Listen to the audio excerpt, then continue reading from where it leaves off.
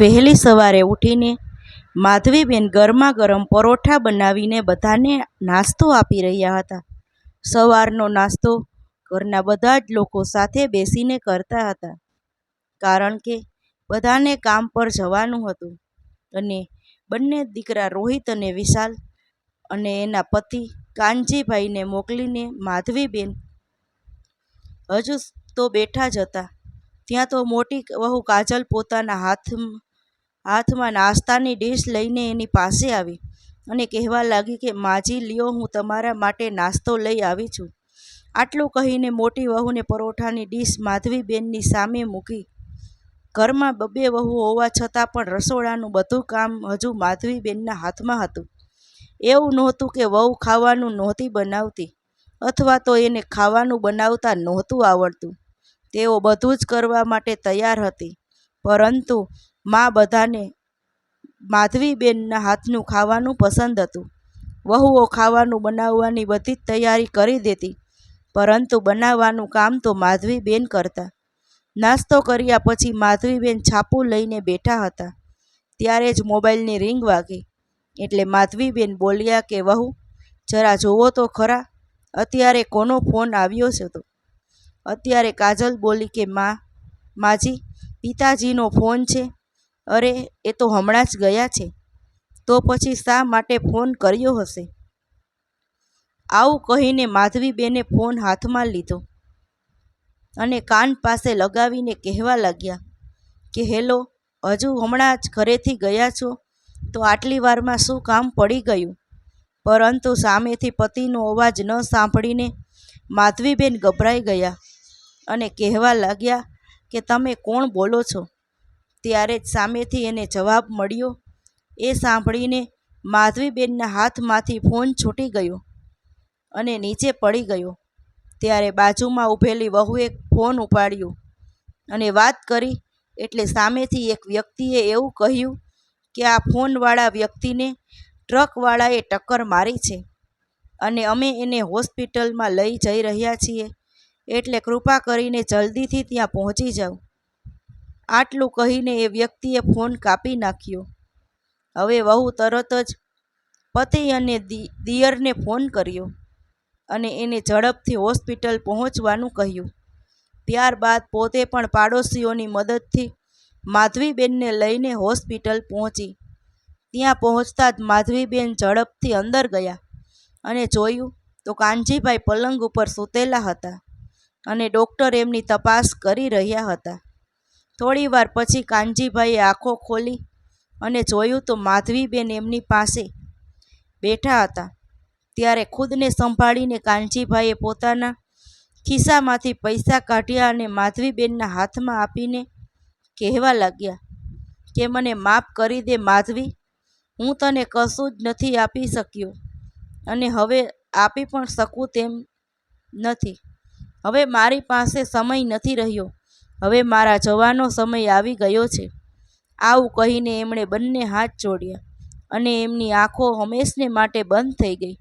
માધવીબહેનને તો કંઈ સમજાતું નહોતું કે જેને સવારે ખવડાવી પીવડાવીને કામે મોકલ્યા હતા, એ હવે હંમેશને માટે એનાથી દૂર થઈ ગયા હતા. તેઓ આવી રીતે અચાનક દુનિયા છોડીને જતા રહ્યા. એ વાત સ્વીકારવી માધવીબેન માટે ખૂબ મુશ્કેલ હતી. ત્યારે જેમ તેમ કરીને વહુઓએ માધવીબેનને સંભાળી લીધા અને ઘરે લઈ આવ્યા. માધવીબેન ધ્રુસકે ધ્રુસકે રડી રહ્યા હતા, જેનાથી ઘરના બધા જ વ્યક્તિની આંખોમાં આંસુ હતા. રોહિત અને વિશાલ પિતાની હાજરીમાં પોતાને બાળક સમજતા હતા, પરંતુ આજે એમના પર ખૂબ મોટી જવાબદારી આવી પડી હતી. પરંતુ એમણે ખુદને સંભાળીને વડીલ સંબંધીઓની મદદથી બધી જ વ્યવસ્થા કરી અને બધી જ ક્રિયાઓ પૂરી કરી. થોડા સમય પછી ધીમે ધીમે કરીને બધા જ સગા સંબંધીઓ આવ્યા. એ બધા જ પોતપોતાના ઘરે જવા માટે નીકળી ગયા અને જિંદગી ફરીથી જૂના ઢાળ પર આવી ગઈ. પરંતુ હવે માધવીબેન રસોડામાં જતા નહોતા, કારણ કે વહુઓએ ઘરની બધી જ જવાબદારી પોતાના નિયંત્રણમાં લઈ લીધી હતી. હવે માધવીબેનને કોઈ પણ કામ માટે ક્યારેય પણ પૂછવામાં નહોતું આવતું. ધીમે ધીમે એમની કદર ઘટવા લાગી અને આગળ જતાં આ કદર અપમાનમાં પ્રવર્તિત થઈ ગઈ. માધવીબેને જ્યારે આવું બધું જોયું ત્યારે એવું વિચાર્યું કે કદાચ હવે હું મારા હાથે જમવાનું બનાવીને એને નથી ખવડાવતી એટલે જ આ બધા મારાથી નારાજ થયા હશે. ત્યારે મનમાં જ એક સંકલ્પ કરીને માધવીબેન સૂઈ ગયા. બીજા દિવસે સવારે વહેલા ઉઠી નાહી ધોઈને તેઓ રસોડામાં ઘૂસી ગયા અને બધાની પસંદનો નાસ્તો બનાવવા લાગ્યા. ખટપટનો અવાજ સાંભળીને મોટી વહુ કાજલ દોડીને રસોડામાં આવી અને માધવીબેનને જોઈને કહેવા લાગી કે માજી, તમે અહીંયા શું કરી રહ્યા છો? માજી, હું શું નાસ્તો નથી બનાવતી કે તમે બનાવી રહ્યા છો? આવું સાંભળીને માધવીબેનનો ચહેરો અપમાનથી લાલ થઈ ગયો, પરંતુ પોતાના ચહેરાના ભાવને છુપાવીને એમણે હસીને એવું કહ્યું કે ના વહુ, મેં તો વિચાર્યું હતું કે આજે તમને બધાને મારા હાથનો નાસ્તો બનાવીને ખવડાવું. ઘણા દિવસોથી નથી બનાવ્યો અને રોહિત અને વિશાલને મારા હાથનો બનાવેલો નાસ્તો ખૂબ પસંદ છે. ત્યારે કાજલ બોલી કે રહેવા દ્યો માજી, હું મારા હાથે જ બનાવી લઈશ. વહુની આવી વાત સાંભળીને માધવીબેન માટે ત્યાં ઊભા રહેવું ખૂબ મુશ્કેલ થઈ ગયું એટલે તેઓ ચૂપચાપ પોતાના રૂમમાં જતા રહ્યા. બધાના જમ્યા બાદ કાજલ નાસ્તાની પ્લેટ લાવીને માધવીબેનની સામે પછાડતા એવું બોલી કે લ્યો માજી, ખાઈ લ્યો. તમને આજકાલ કંઈક વધારે જ ભૂખ લાગી છે. આવું કહીને કાજલ મોઢું બગાડીને ત્યાંથી નીકળી ગઈ. માધવીબેને ખાવાની પ્લેટ ચૂપચાપ બાજુમાં મૂકી દીધી અને સૂઈ ગયા. એમની આંખોમાંથી આંસુ વહેવા લાગ્યા. એ દિવસ એમણે જમવાનું નહોતું ખાધું અને કોઈએ પૂછવાની પણ જરૂર ન સમજી. એને સમજાતું નહોતું કે તેઓ શું કરે. પછી વિચારવા લાગ્યા કે કદાચ હવે હું પહેલાં જેવું જમવાનું નથી બનાવી શકતી એટલે જ બધા મારાથી નારાજ રહે છે. એટલે આજ પછી હું જમવાનું નહીં બનાવું અને બીજું કોઈ પણ કામ કરવા લાગીશ. આવું વિચારીને માધવીબેન બીજા દિવસે સવારે આખા ઘરના કપડાં ભેગા કરીને ધોવા બેસી ગયા. પરંતુ કોઈએ એવું ન કહ્યું કે માં, તમે કપડાં કેમ ધોઈ રહ્યા છો? પરંતુ થોડી વારમાં બાદ માધવીબેનના નણંદ ઘરમાં આવતા કહેવા લાગ્યા કે અરે ભાભી, તમને શું થઈ ગયું છે? તમે આટલા બધા નબળા કેમ પડી ગયા છો? અને તમને આ તમારી કેવી હાલત કરી મૂકી છે? શું વહુઓ કામ નથી કરતી કે તમે આટલા બધા કપડાં ધોઈ રહ્યા છો? અરે કંઈ નહીં, નવરી બેઠી હતી એટલે એવું વિચાર્યું કે કપડાં ધોઈ લઉં. આવું કહેતા માધવીબેને પોતાના હાથ ધોયા અને નણંદને લઈને અંદર આવ્યા. અંદર આવતા જ કમળાબેન કહેવા લાગ્યા કે ભાભી, તમે મને એ જણાવો કે તમારી બંને વહુઓ આખો દિવસ શું કરે છે કે તમે આટલા બધા કપડાં ધોઈ રહ્યા છો?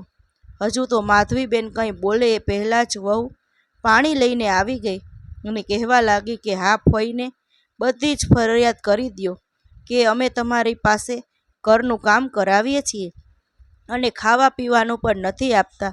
આવું કહીને મોટી વહુ કાજલ ફઈજી પાસે બેસીને કહેવા લાગી કે ફઈજી, હું શું કહું? જ્યારથી પિતાજી ગયા છે ત્યારથી એને સંભાળવા બહુ ખૂબ મુશ્કેલ થઈ ગયા છે. અમે ગમે એટલી સેવા કરીએ પરંતુ માજી ખુશ નથી થતા. હવે તમે જણાવો કે અમે આખો દિવસ ઘરનું કામ કરીએ કે પછી એની સેવા કરતા રહીએ? તેઓ રોજ રોજ કોઈને કોઈ તમાશો કરતા રહે છે. હવે અમારું જીવવું પણ મુશ્કેલ થઈ ગયું છે.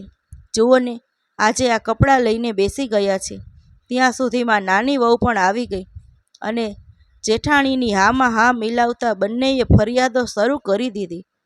વહુઓના મોઢે પોતાના માટે અપમાનજનક શબ્દો સાંભળીને માધવીબેન ત્યાં ઊભા ન રહી શક્યા એટલે ચૂપચાપ ઉઠીને બહાર આવી ગયા.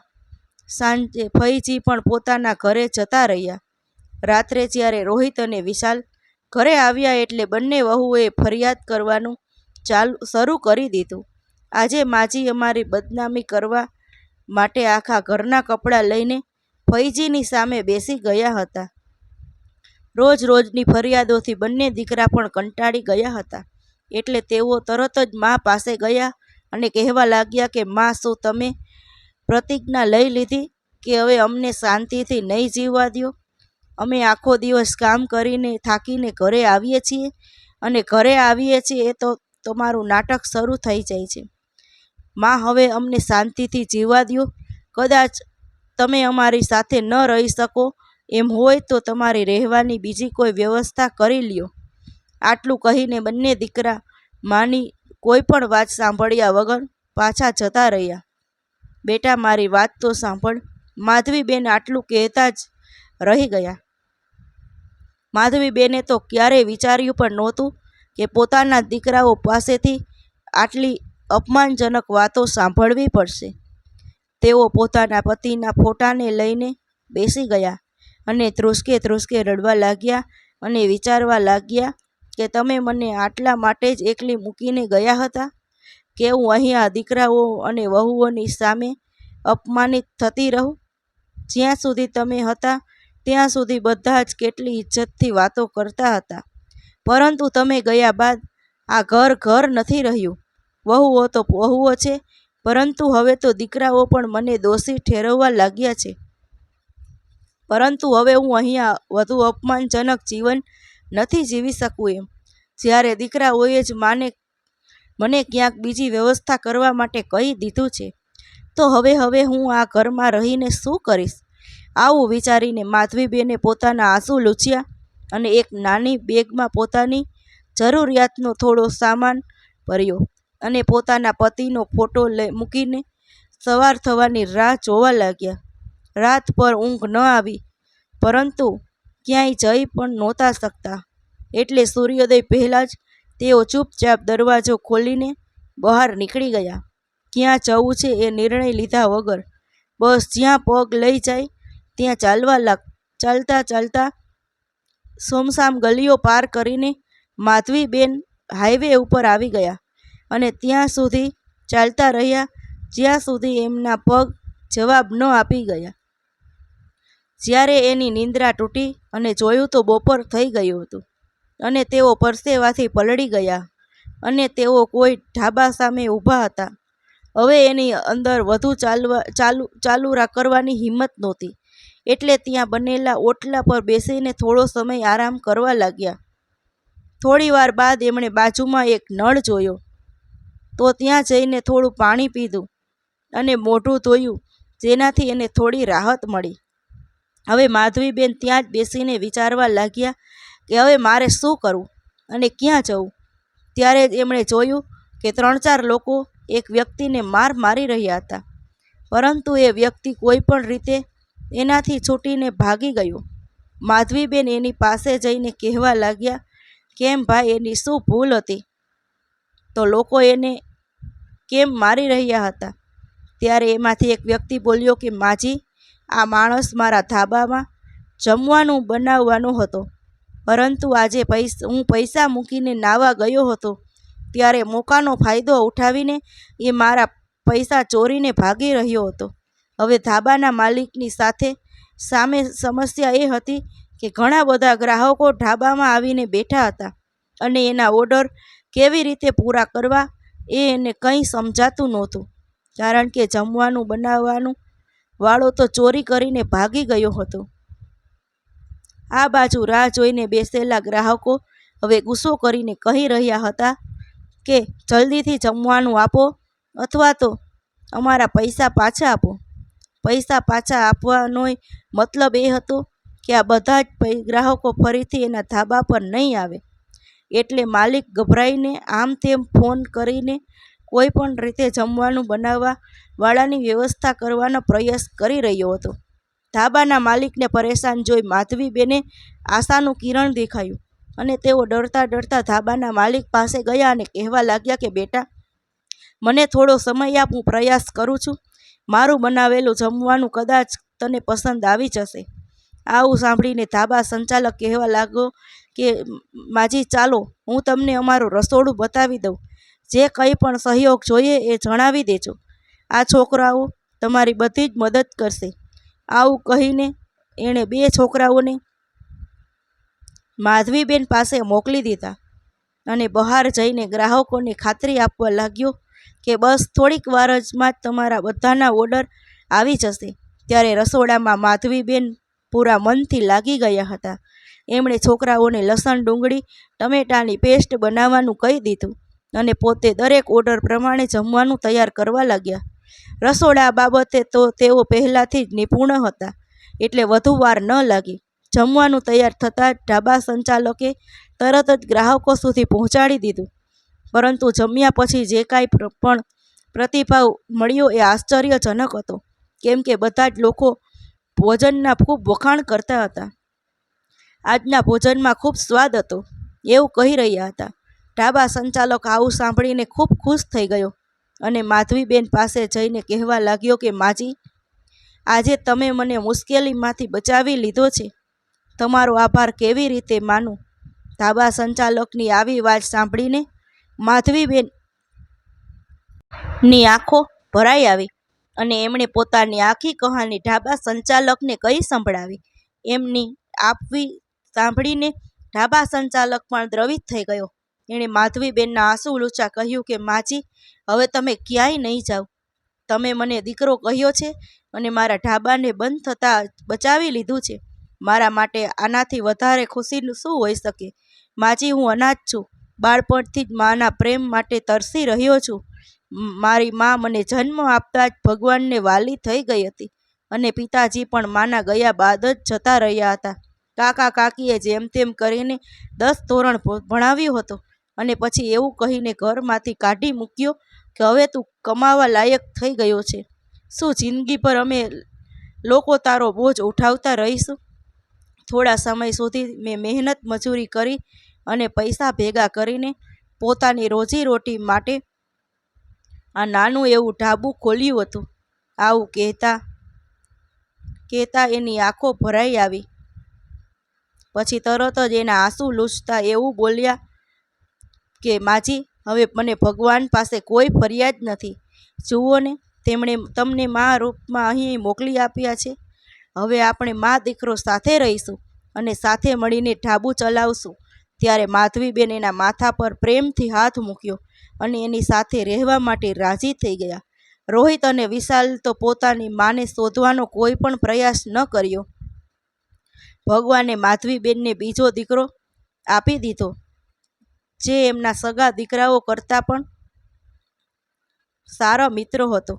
મિત્રો, આજની કહાની કેવી લાગી એ કોમેન્ટ જરૂરથી કરજો અને પસંદ આવી હોય તો વિડીયોને લાઈક, શેર અને સબસ્ક્રાઈબ જરૂરથી કરજો. હર હર મહાદેવ.